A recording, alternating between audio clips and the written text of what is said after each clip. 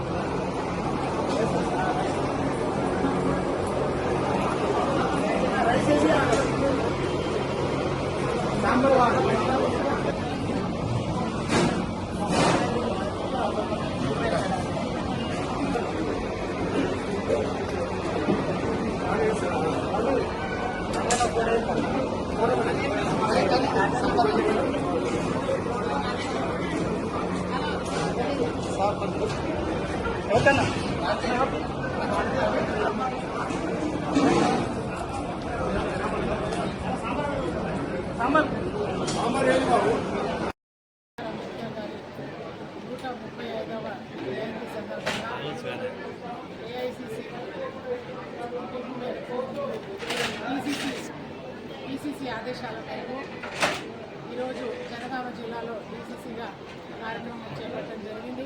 పండుగ వాతావరణంలో ఎలాగైతే దసరా, దీపావళి, సంక్రాంతి పండుగ జరుపుకుంటామో అదే మాదిరిగా బిఆర్ అంబేద్కర్ గారిని జయంతి జరుపుకోవడం జరిగింది.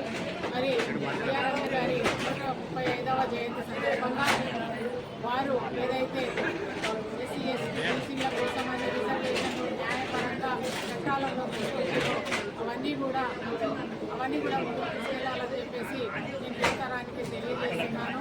మరి రాహుల్ గాంధీ గారు రాజ్యాంగాన్ని కాపాడుకోవాలని చెప్పేసి వారు ఎస్సీ ఎస్టీ బీసీల కోసం అని చెప్పేసి పోరాటం చేస్తున్నారు. అందులో భాగంగా మరి అందరూ కూడా కాంగ్రెస్ పార్టీ పట్ల ముందుకొస్తున్నారు.